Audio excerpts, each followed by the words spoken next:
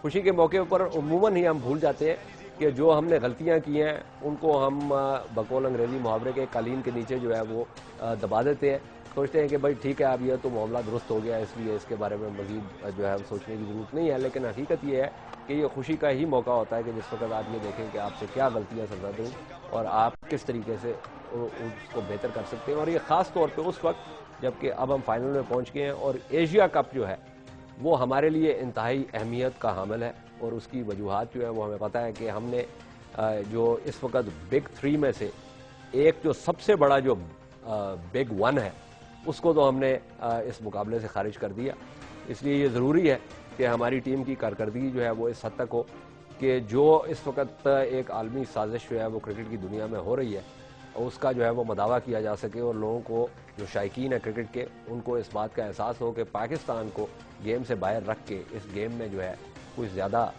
جو ہے وہ مزہ نہیں رہے گا۔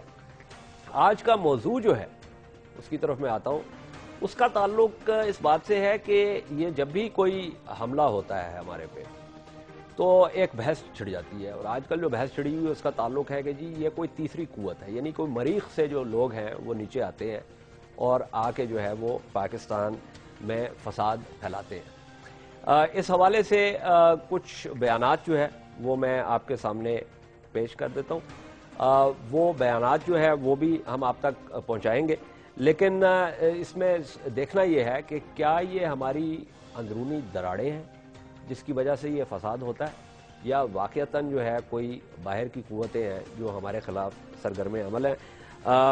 ایک وقفہ لینے سے پہلے میں مہمانوں کا تعارف کرا دیتا ہوں۔ خرم دستگیر صاحب جو ہیں وہ ہمارے ساتھ تشریف رکھتے ہیں، منسٹر ہیں، پاکستان مسلم لیگ نواز کے رہنما ہیں، اور بہت مشکل سے جو ہے ہم نے ان کو قابو کیا آج اپنے پروگرام کے لیے۔ فیاض الحسن چوہان صاحب ان کے ساتھ تشریف رکھتے ہیں، پاکستان تحریک انصاف سے ان کا تعلق ہے، اور عاجز دھامرا صاحب جو ہیں وہ بھی ہمارے ساتھ ہیں، سینیٹر ہیں پاکستان پیپلز پارٹی کے۔ جیسے میں نے کہا تھا کہ آپ کو ہم کچھ تھوڑے سے اس قسم کے بیانات دکھا دیتے ہیں، بیانات دکھا کے وقفہ لیتے ہیں اور پھر اس گفتگو کو آگے بڑھاتے ہیں۔ سنیے۔ اگر ہم سب کچھ کوشش کر لیتے ہیں اور ہمارے ملک میں کوئی کہتا ہے کہ میں کوئی ایک نظام نافذ کرنا چاہتا ہوں بندوقی نوک پہ، تو میں آج آپ کو بتا دوں کہ عمران خان ان میں سے ہوگا جو کہے گا اس عمر میں بھی کہ مجھے بھی بندوق دو، میں بھی اپنے یہ چیزیں ہوں گی، یہ تو لازم دھماکے ہوں گے، دشمن پورا زور لگائے گا کہ یہ سارا پروگرس خراب ہو جائے، تباہ ہو جائے، ہمارا ملک پھر خانہ جنگی کی طرف۔ ہمیں ڈٹنا ہوگا، حوصلہ رکھنا ہوگا، ایک دوسرے پر الزامات نہیں لگانے ہوں گے، دونوں فریق تیسرے فریق کو تلاش کریں، مل کر تیسرے دشمن کو تلاش کریں۔ ہمیں توقعات مذاکرات سے پہلے دن ہی نہیں تھی خاص، سیز فائر گورنمنٹ نے پرسوں کیا ہے، اس کے باوجود جو اسلام آباد میں واقعہ ہو گیا ہے خودکش حملہ آوروں کا، اب طالبان اس سے انکار تو کر رہے ہیں، اور لیکن اس سے پھر یہ ثابت ہوتا ہے کہ سارے گروپس جو ہیں وہ طالبان کے کنٹرول میں۔ غیر ملکی ایجنسیاں جو راہ ہے وغیرہ وغیرہ کی ایجنسیاں ہیں وہ اگر اپنی طرف سے اس کو خراب کرنے کی کوشش کرتی ہیں تو وہ بھی ہو سکتا ہے، لیکن ایسے گروپس بھی ہو سکتے ہیں جو مجاہدین کے گروپ ہوں اور وہ تحریک طالبان سے باہر ہوں اور وہ یہ کاروائیاں کریں اور ان کا کسی بھی ایجنسی کے ساتھ تعلق نہ ہو۔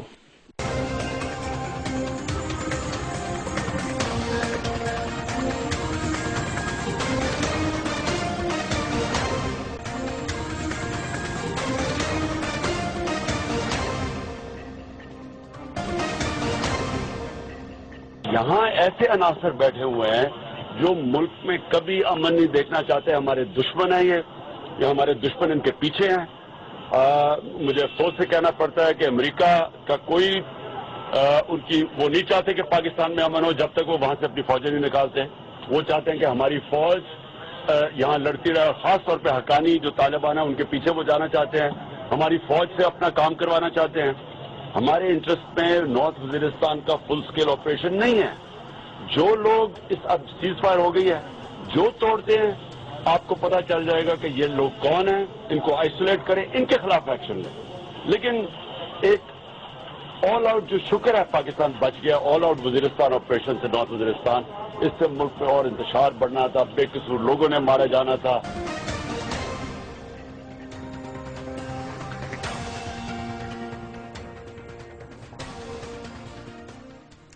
خوش آمدید. بیلاگ میں ہم گفتگو کر رہے ہیں اس حوالے سے کہ کیا یہ کوئی باہر کی طاقتیں ہیں جو فساد برپا کرتی ہیں یا یہ ہماری اندراڑے ہیں جس کی وجہ سے یہ فساد جو ہے وہ برپا ہوا ہے. ابھی آپ نے عمران خان صاحب کو سنا. عمران خان صاحب اس بات پہ یقین رکھتے ہیں کہ امریکہ جو ہے وہ جب تک اپنی فوجیں نہیں نکالے گا اس وقت تک وہ پاکستان میں امن کا خواہش مند نہیں ہے. اس کے علاوہ وہ یہ بھی کہہ رہے ہیں کہ امریکہ کی خواہش یہ ہے کہ ہم حقانی نیٹ ورک کے پیچھے جائیں. یہ ایک علیحدہ بات ہے کہ حقانی نیٹ ورک کے لوگ اور القاعدہ کے لوگ اور کچھ وہ گروپس جو کہ اس وقت فساد پھیلا رہے ہیں ان کا آپس میں ایک بہت گہرا تعلق ہے.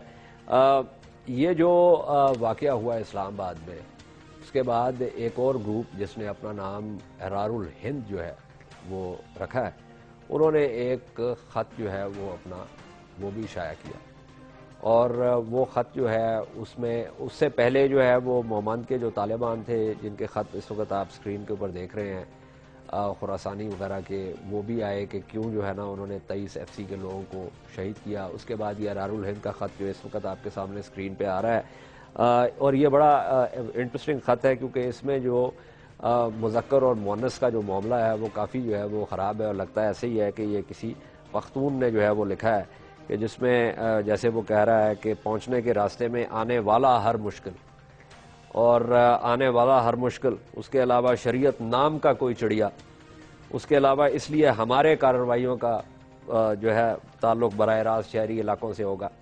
یہ وہ تمام چیزیں ہیں کہ اب ہو سکتا ہے یہ ممکن ہے کہ یہ احرار الہند جو ہے اس کو بلیک واٹر نے یا CIA نے جو ہے نا اس کام پہ مامور کیا ہو.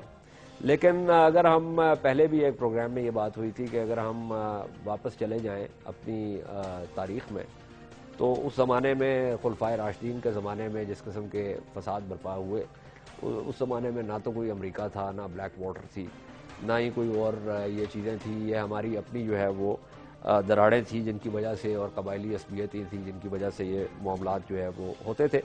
اسی گفتگو کو آگے بڑھاتے ہیں. مہمانوں کا میں نے تعارف کرا دیا ہے.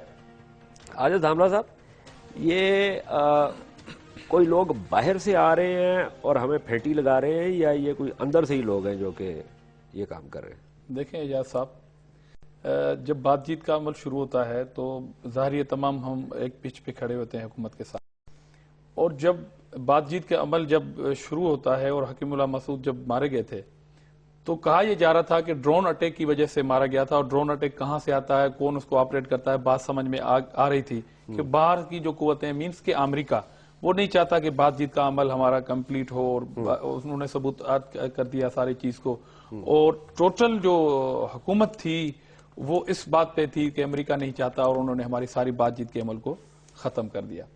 مگر اس کے بعد اس بات کہ امریکہ نہیں چاہتا دیکھیں ڈرون اٹیکس تو چلو امریکہ نے کیا نا مگر اور جب فگر سامنے اور کلیئر ہوتی ہے پھر یہ سوال بیچ میں آتا ہے کہ اس کے بعد جب بات چیت کا عمل شروع ہوتا ہے تو آپ کو پتا ہے کہ پشاور کے اندر بم بلاسٹ ہوتے ہیں. طالبان قیادت جو ہے اس کی تردید کرتی ہے مگر گل مست جو ان کے مقامی جو لیڈر ہیں مست گل وہ جو ہیں وہ قبولدار ہوتے ہیں. مست گل کی تاریخ کا آپ کو پتا ہے؟ دیکھیں ٹیم وہی ہے. اب اسلام آباد پہ جب آتے ہیں تو پھر تردید ہوتی ہے کہ جناب ہم نے نہیں کیا ہے اور اسٹیٹ جو ہے خود ڈھونڈے. اسٹیٹ کہتی ہے کہ طالبان کی عادت ان کو ڈھونڈے کہ وہ کون ہے جبکہ اسٹیٹ کے انڈر جو ایجنسیاں ہیں انہوں نے انفارمیشن دے دی ایک ہفتہ پہلے کہ اسلام آباد اب سیکیور نہیں ہے. اب یہ جو حملہ ہوا ہے کچہری کے اوپر اگر ہم ریسنٹلی جو واقعہ ہوا ہے کل وہ تو کوئی ڈرون اٹیک نہیں ہوا.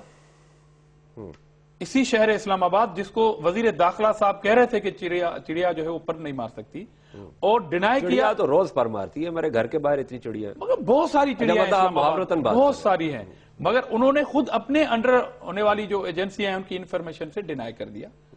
آج کے بعد کون سے وہ افسران ہوں گے اور کون سی وہ ایجنسی ہوگی جو اس طرح انفارمیشن شیئر کرے گی؟ اچھا اب میرے آپ سوال کا جواب بھی دے دینا. میں آ رہا ہوں پیچھے امریکہ ہے. دیکھیں میں آ رہا ہوں.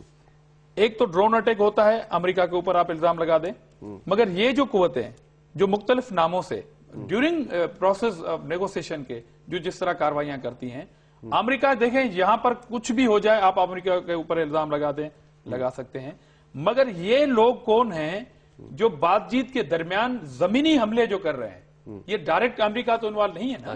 نہیں ہو سکتا ہے کہ انڈائریکٹلی ہو سکتا ہے مگر ریاست کیا کر رہی ہے، ریاست کا کردار کیا ہے؟ اچھا ٹھیک. خرمدر صاحب اگر میں اس کرسی سے نیچے گر جاؤں تو اس کے پیچھے یقیناً جو ہے وہ سینٹرل انٹیلیجنس ایجنسی کا ہاتھ ہوگا، اور اگر یہ واقعہ آپ کے ساتھ ظہور پذیر ہو جائے تو اس میں ہو سکتا ہے کہ نیشنل سیکیورٹی ایجنسی کا ہاتھ ہو یا بلیک واٹر کا. اعجاز صاحب ہمیں تو بڑا ٹھنڈے دل سے یہ اب فیصلہ کر لینا چاہیے. اس قوم سے آپ یہ توقع کرتے ہیں؟ میری گزارش ہے. اچھا ٹھیک. ابھی پاکستان ٹیم کی بدولت کچھ خوف خدا بے دین لوگوں میں بھی پیدا ہو گیا ہے، تو شاید یہ بھی ہو جائے کہ اگرچہ بیرونی طاقتوں کی انٹرونشن کو ہم مکمل طور پہ رول آؤٹ نہیں کر سکتے، لیکن جو چیلنج جس کا ہمیں سامنا ہے 35 سال سے ریاست نے اس کو خود فیڈ کیا، اور اب وہ فرینکنسٹائن کی جو کہانی ہے، وہ جو مانسٹر کریٹ کیا تھا وہ ہمیں ہی کھا رہا ہے اب کچھ سالوں سے، 2007 کے بعد سے. اور یہ قیاس اور خیال کیا جا رہا ہے کہ 35 سال کی جو پالیسی ہے ریاست کی، اسے یہ منتخب حکومت 35 ہفتے بھی نہیں لگے گی اور مکمل طور پر ریورس کر کے سارے معاملات درست ہو جائیں گے. تو آپ کے سوال کا ذرا واضح جواب یہ ہے کہ یہ اوور ویلمنگلی ہمارا ایک اندرونی چیلنج ہے، اور ہمیں اس کشمکش کی جو اصل ہیت اور صورت ہے اس کو جانچنا ہے. دس از اے وار امنگ دا پیپل. ہمارے سامنے کوئی صف آرا فوج نہیں ہے، ایک منتشر نیٹ ورک ہے، ایک سوچ ہے. اور پھر یہ بھی نہیں ہے کہ یہ جب ہم ٹی ٹی پی کی بات کرتے ہیں اور مختلف گروپوں کی بات کرتے ہیں، ایک سپیکٹرم ہے. سمجھیں ان آپریشن جو یہ ٹی ٹی پی کے لوگ ہیں، ایک سائیڈ پہ پیورلی کرمنلز بھی ہیں جو اپنے اکنامک انٹرسٹ کو واچ کر رہے ہیں اور ان کا کوئی، اور دوسری طرف جو ہے وہ مذہبی انتہا پسند کی کچھ تعداد موجود ہے، اور اس درمیان جتنے بھی اس کے مختلف شیڈز ہو سکتے ہیں اس مکسچر کے، وہ موجود ہیں وہاں. اب اس سے جو ہے ہمیں لڑنا، تبھی ہم یہ پہنچ پائیں گے کہ اگرچہ بیرونی طاقتوں نے انٹروین کیا ہے، بعض معاملات میں جہاں ہماری کمزوریاں ہیں ان سے انہوں نے فائدہ اٹھایا، بلوچستان میں فار ایگزامپل، لیکن اس وقت جس شورش کا اور انسرجنسی کا ہمیں سامنا ہے وہ پرائمیرلی ایک ڈومیسٹک انٹرنل فینومینا ہے، اور اسے ہم نے اسی طرح لڑنا ہے. اور یہ اس میں جو پیچیدگی یہی ہے جس کو بعض اوقات ہمارے دوست کنفیوژن کا نام دیتے ہیں. میری گزارش ہے کہ کمپلیکسٹی اور کنفیوژن میں فرق کریں، کیونکہ یہ جنگ پاکستان کے عوام کے درمیان وہ دشمن موجود ہے، ان کی موجودگی میں لڑی جانی ہے، فائٹنگ امنگ دا پیپل. لہٰذا اس کو آپ جو فورس ہے اس کی یوٹیلیٹی اگرچہ موجود ہے لیکن لمیٹڈ ہے، اور بہت سوچ سمجھ کے فورس استعمال کرنی پڑے گی اس اندرونی دشمن کے خلاف. اچھا میں نے ایک وقفہ لینا ہے اپنا چوہان صاحب، لیکن وقفے سے پہلے میں آپ کی طرف آتا ہوں تاکہ تھوڑا سا جو ہے نا، ویسے تو مجھے آپ کے جواب کا پتا ہے، لیکن مجھے یہ بتائیں کہ آپ کا کیا خیال ہے کہ اس میں کون کون سی بیرونی طاقتیں جو ہیں وہ انوالوڈ ہیں؟ بسم اللہ الرحمن الرحیم. یا صاحب آپ نے جو انٹرو پیش کیا نا، اس سے ایسا محسوس ہوتا ہے کہ امریکہ جو ہے وہ کسی مقدس گائے کا نام ہے یا نعوذ باللہ معاذ اللہ کسی الہامی کتاب کا نام ہے. اس کے حوالے سے کوئی اپریہنشن ریزرویشن رکھنا جو ہے وہ گناہ کبیرہ ہے. آپ نے کہا کہ کیا امریکہ ان چیزوں کے اندر انوالو ہو سکتا ہے، اور خرم صاحب سے آپ نے جب سوال پوچھا تو ساتھ ایک جنا استفہامی انداز میں کہا کہ میں کرسی سے گر جاؤں تو کیا اس پہ امریکہ ہوگا، تو اس کا میں جواب آپ کو دے دیتا ہوں. جارج ٹینٹ جو ہے نا سی آئی اے کے ایک ڈائریکٹر تھا، اس نے ایک بک لکھی. اس کی بک کا ایک سا بات میں آپ کو جانا سنا دیتا ہوں. اس نے کہا کہ امریکن سی آئی اے کے لیے یہ بائیں ہاتھ کی چیچی انگلی، ہم پنجابی میں کہتے ہیں، چیچی انگلی کا جانا صرف کام ہے. اگر امریکن سی آئی اے یہ طے کرے کہ ہم نے اس دنیا کے کسی بر اعظم کے، کسی ملک کے، کسی صوبے کے، کسی شہر کے کسی بازار میں چائے کی پتی کی قیمت کو اوپر نیچے کرنا چاہے تو یہ بائیں ہاتھ کا کھیل ہے. یہ آپ کی اطلاع کے لیے ہے. تو سی آئی اے کی ضرورت نہیں ہے سر. نہیں سن لینا میری بات سن لیں. بدقسمتی سے اس 21ویں صدی کے اندر سوائے چند ملکوں کے کہ جنہیں اپنی سوورینٹی عزیز ہے، جو اپنی سپرمیسی کے ساتھ، اپنی غیرت اور خودداری کے ساتھ جی رہے ہیں، ممالک ہیں. باقی تھرڈ ورلڈ جن کے حکمران اور اسپیشلی مسلم ورلڈ جس کے حکمران گریڈی ہیں، لالچی ہیں، اقتدار کے، پیسے کے، ڈالر کے، ٹھیک ہے نا جی، پروٹوکول کے، ٹیمپو کے، انہوں نے امریکنز کو، عالمی اسٹیبلشمنٹ کو اپنے گھر میں وہ اونٹ کی طرح جو ہے وہ داخل کر دیا ہے. اب ان کی مرضی اور منشا کے مطابق فیصلے ہوتے ہیں. اقتدار ملتا ہے تب بھی ان کا ہاتھ ہوتا ہے، اقتدار واپس جاتا ہے تب بھی ان کا ہاتھ ہوتا ہے. اب آپ بات کرتے ہیں اچھا، میں نے اب بریک لینی ہے. میں وقفے سے میں نے جیسے کہا تھا کہ چوہان صاحب سے سوال پوچھنے سے پہلے میں نے کہا تھا کہ مجھے آپ کے جواب کے بارے میں اندازہ ہوگا. ایک ہم وقفہ لیتے ہیں اور وقفے کے بعد آ کے اس بحث کو آگے بڑھاتے ہیں.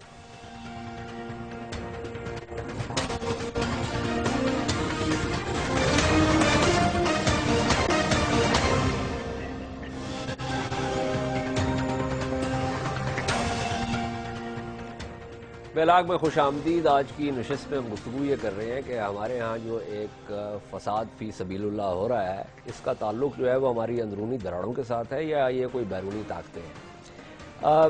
وقفے پہ جانے سے پہلے ایک عاجز دھامرا صاحب نے ذکر کیا تھا مست گل کا. یہ جو مست گل صاحب ہیں ان کی بھی ایک تاریخ ہے، چلتے چلتے وہ بھی تھوڑا سا اس کی طرف بھی ہم آ جائیں.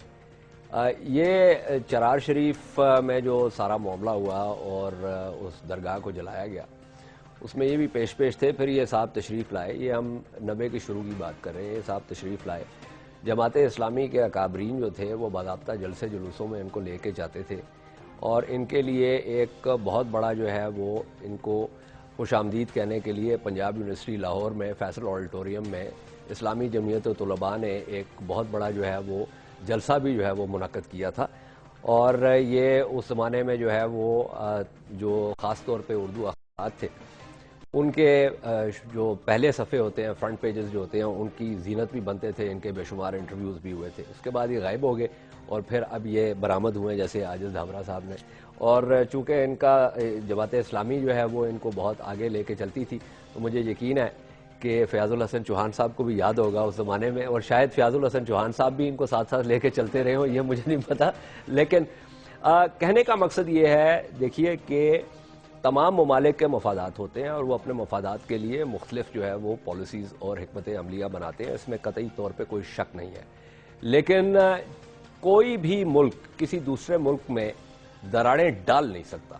جو اس ملک کی، اس معاشرت کے اندر جو دراڑیں پڑی ہوئی ہوتی ہیں اس کو ایکسپلائٹ ضرور کر سکتا ہے. اور اس میں جہاں تک ایکسپلائٹیشن کا تعلق ہے وہ یقیناً جو ہے کچھ حوالوں سے ضرور ہو رہی ہے. جی آپ نے میجر مست گل کی بات کی، میں آئی وٹنس ہوں، میں شباب ملی پاکستان کا. یہ میجر کہاں سے ہو گیا؟ میجر اس کو کہتے تھے، وہ تو آپ لوگوں نے اس کا نام رکھا تھا جماعت اسلامی. میجر مست گل اس کا نام ڈالا ہوا تھا. میں اس سے کئی دفعہ میری ملاقات ہوئی ہے.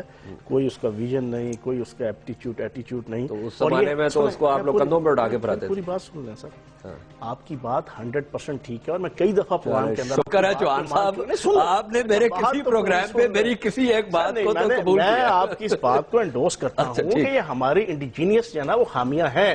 مذہبی جماعتوں نے اپنا ایک جو ہے نا امریکہ کے پہ آ کے جو ہے نا وہ ایک جو رول پلے کرتے رہے اس خطے میں، اس ریجن میں، ٹھیک ہے نا جی. اور باقی بھی پولیٹیکل پارٹیز، پھر آپ کی این جی اوز لیول پہ لوگ، ہر بندہ اپنے اپنے طور پہ ان کے ہاتھوں میں استعمال ہوتا رہا ہے اور ابھی بھی ہو رہا ہے.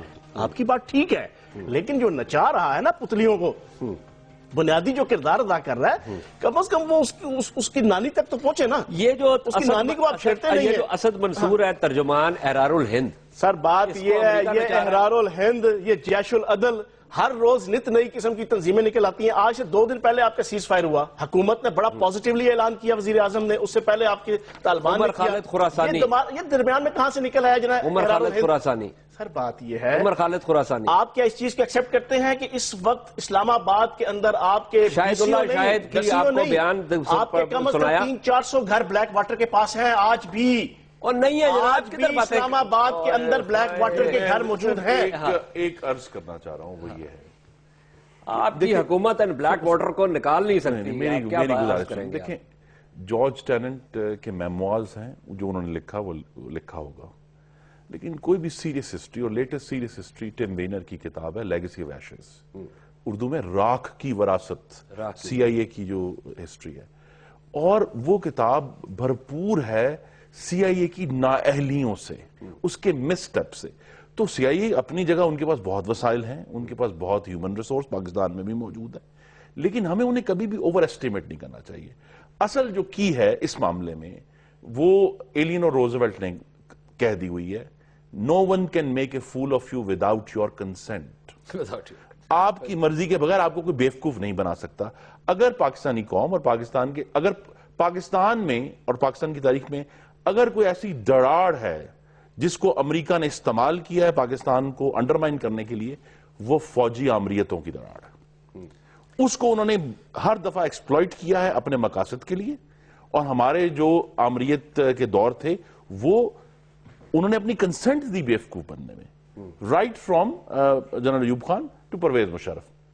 اور اس میں جمہوری حکومتوں کو بھی ریکارڈ کو بہت زیادہ درخشاں نہیں ہے. لیکن ہم دیکھیں نا, تبدیلی کی طرف تو ہمیں جانا ہے, تو ہمیں بجائے یہ کہ ہم ہمیشہ باہر کے جو عوامل ہیں ان کی طرف انگلی اٹھا کر یہ کہیں کہ ہم اپنی ذمہ داری سے جو ہے اب ہم نے پوری کر لی, بری ذمہ, یہ نہیں ہو سکتا. کرائسس ہمارے اندر ہے.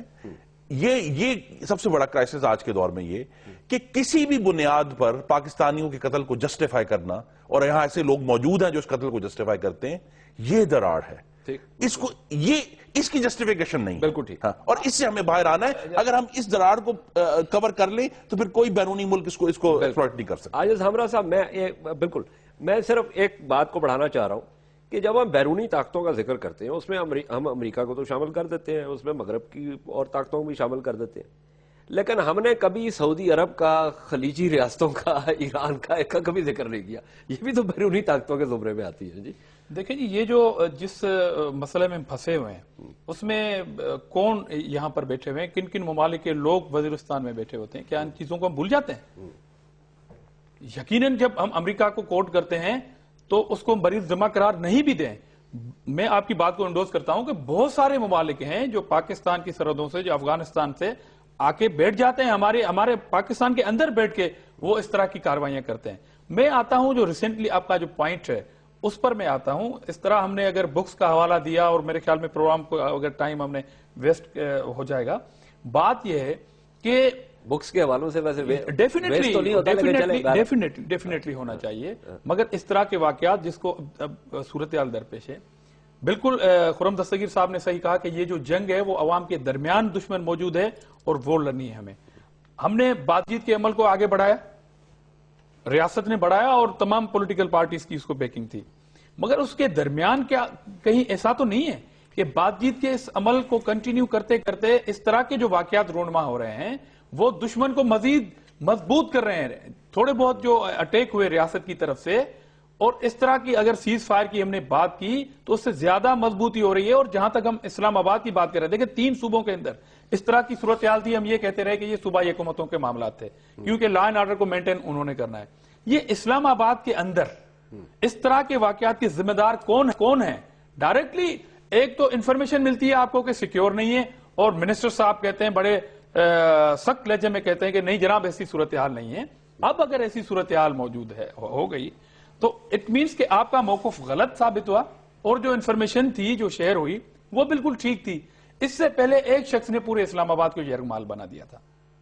اس ٹائم بھی ہم نے جب بات کی تو کہا جا رہا تھا جناب یہ بات, اور جس شخص نے اس کو قابو پایا اس کے اوپر تنقید ہو گئی کہ جناب یہ تو اپنی شہرت کی وجہ سے ایسا ہو گیا. مگر کل کے واقعے نے بہت کچھ سکھانے کے لیے ہمیں کہ نیگوسیشن جو ہماری چل رہی ہے, زمرد خان صاحب کی آپ بات کر رہے ہیں, میں خود نام نہیں لینا چاہ رہا تھا, میں نام نہیں لینا چاہ رہا تھا اعجاز صاحب, میں نام نہیں لینا چاہ رہا ہوں. چلو اس نے اپنی ایک کوشش کی, کاوش کی, اس کے باوجود ریاست کیا کر رہی تھی, 7 گھنٹے تک دارالحکومت یرغمال تھا. اور کل کے جو واقعے نے صورتحال تو آپ نے, اچھا یہ اچانک واقعہ ہو جاتا تو ہم کہتے کہ اچانک واقعہ ہو گیا ہے. 6 دن پہلے آپ کو انفارمیشن ملتی ہے اور آپ اس کی تردید کرتے ہیں. وزیر داخلہ صاحب کا رول صرف یہ نہیں ہے کہ نیشنل اسمبلی میں 40-40 منٹ کی آپ تقریر کر لیں.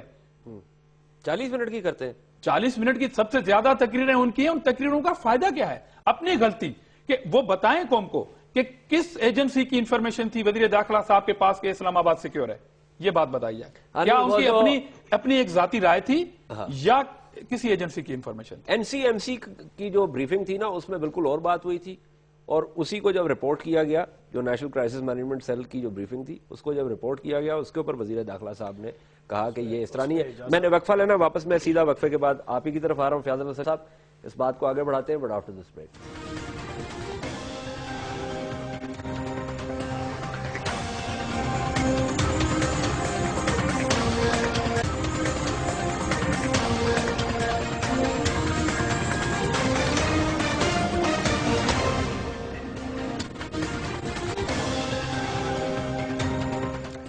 فیلاگ میں خوش آمدید. آج کی نشست میں بات کر رہے ہیں کہ یہ ہمارے ہاں جو فساد فی سبیل اللہ ہے، جہاد فی سبیل اللہ کے نام پہ، کیا اس کا تعلق بیرونی طاقتوں کے ساتھ ہے یا یہ کوئی ہماری اپنی اندر کی دراڑیں ہیں؟ جی فیاض الحسن چوہان صاحب، آپ کچھ کہنا چاہتے ہیں؟ صاحب بات یہ ہے، میں سمجھتا ہوں کہ جو کل کا واقعہ ہوا ہے نا، اس میں کسی حد تک جو ہے نا وزیر داخلہ کا اس حوالے سے قصور بنتا ہے کہ انہوں نے جان کے ایک چیلنج دے دیا ہے نا دہشت گردوں کو.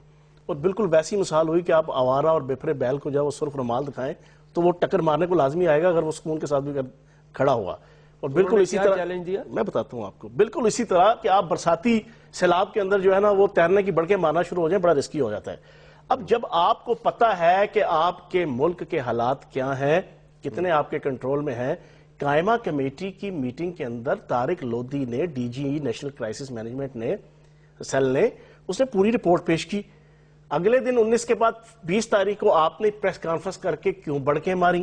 وزیر داخلہ صاحب سے بڑے ادب کے ساتھ میں پوچھوں گا کہ جب آپ کو اپنے سلسلہ پتا ہے کہ آپ کو اڑنا نہیں آتا، آپ کیوں پنگا لے رہے ہیں؟ ٹھیک ہے نا جی، آپ نے کیوں اتنی بڑی آپ اتنی بڑی بڑی باتیں کیوں کر گئے؟ میں یہ سمجھتا ہوں کہ جب انہوں نے یہ بڑی بڑی باتیں کی، انہوں نے چیلنج دے دیا، اس بپھرے بیل کو چیلنج دے دیا. جب چیلنج دے دیا، بپھرا بیل کون سا ہے؟ یہ دہشت گرد ہے جن کی ڈور امریکہ کے ہاتھ میں. سر جو بھی ہے امریکہ کے ہاتھ میں، یہی تو ہمارا موضوع گفتگو ہے نا کہ کس کے ہاتھ میں حالات ہیں. دیکھیں اعجاز صاحب، میں آپ کو بڑے تسلی کے ساتھ آپ کو یہ بات بتا دوں، ہمارے اس نہیں ہمیں یہ فیصلہ کرنا چاہیے نا کہ یہ جو ہے وہ ڈاؤن فال میں ہم لوگ خود بھی انوالو ہیں. ہر پاکستانی اس کے اندر شریک ہے. اس کی بیڈ ہیبٹس، اس کی مال فنکشننگ، اس کی بیڈ پریکٹسنگ، لیڈرشپ سے لے کے عام بندے تک سب کی شامل ہیں ان حالات تک پہنچنے میں. شیعہ سنی کے نام پہ ہم لڑتے ہیں، دیوبندی بریلوی کے نام پہ ہم لڑتے ہیں، ہم ایک دوسرے کے فرقے کو جو ہے وہ پسند کرنے کو تیار نہیں ہیں. ایک وضاحت کریں، آپ یہ کہہ رہے ہیں کہ یہ جو حملہ کل ہوا، یہ جو سانحہ ہوا کل، جس کے اندر اتنے لوگ شہید ہوئے، جن میں ایک 25 سال کی ایک بچی نوجوان وکیل بھی تھی جو باہر سے پڑھ کے آئی تھی کہ شاید اس ملک کی کوئی خدمت کر سکے، یہ واقعہ نہ ہوتا اگر بقول آپ کے وزیر داخلہ صاحب نے یہ بڑکے نہ ماری ہوتی. دیکھو آپ خود دیکھیں نا، آپ کہہ رہے ہیں جی کہ 100% جو ہے نا ہماری جو ہے نا سیکیورٹی، وہ بات انہوں نے کی کہ چڑیا پر نہیں مار سکتی. ٹھیک ہے، اپنی پوزیشن ساری پتہ تھی نا اس وقت. Okay, let me go to Khurram Dastgir sahib. Khurram Dastgir صاحب، کل آپ کے گھر میں اللہ نہ کرے کوئی ڈاکہ پڑ گیا اور میں اگر تفتیشی افسر ہوا تو میں نے آپ کو یہ کہنا ہے کہ جناب قصور آپ کا ہے، کیونکہ آپ نے اتنا بڑا گھر بنایا اور اس کے اندر اتنی جو ہے نا قیمتی چیزیں بھی رکھی ہوئی ہیں آپ نے. جی میں یہی تو میری گزارش ہے کہ از راہ کرم قتل کو جسٹیفائی کرنا بند کر دیں کسی بھی وجہ سے. کوئی بھی آپ دیکھیں، پاکستانیوں کی جانیں جا رہی ہیں اور اس کا احساس سب سے زیادہ جو پاکستانیوں نے حکومت منتخب کیا اس کو ہے کہ ہمیں جس طرح بھی ہے اس قتل کو روکنا ہے. لہذا اس کی کوئی جسٹیفیکیشن نہیں ہے.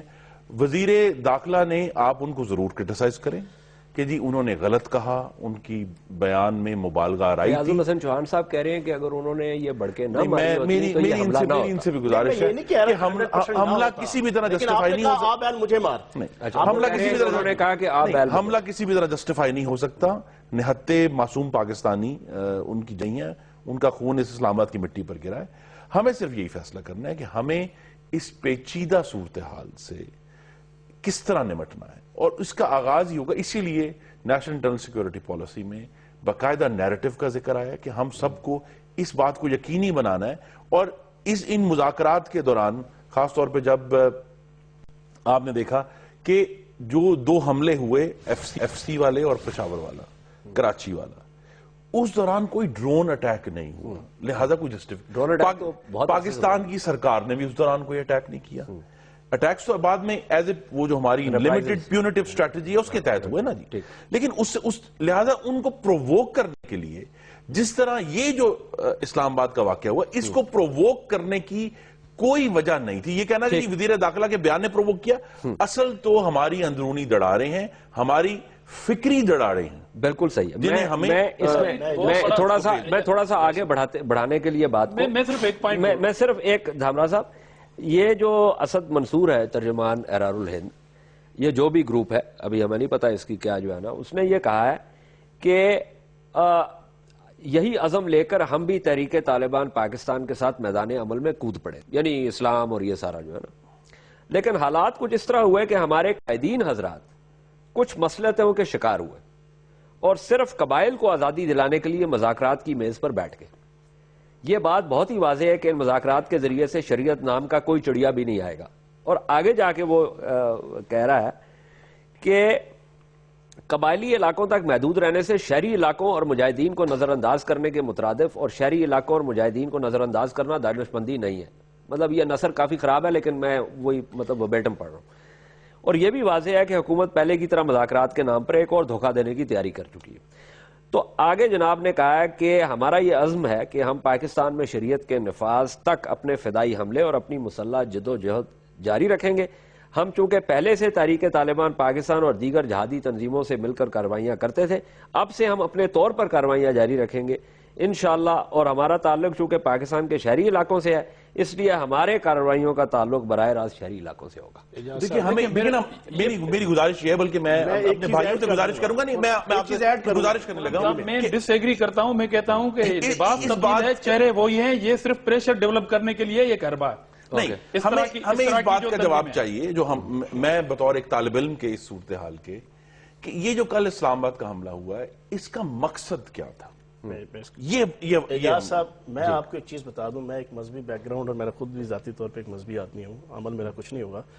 حضرت امام ابو حنیفہ کا فتویٰ ہے کہ اسلامی ریاست کے اندر خروج جائز نہیں ہے. یہ سب حنفی ہیں.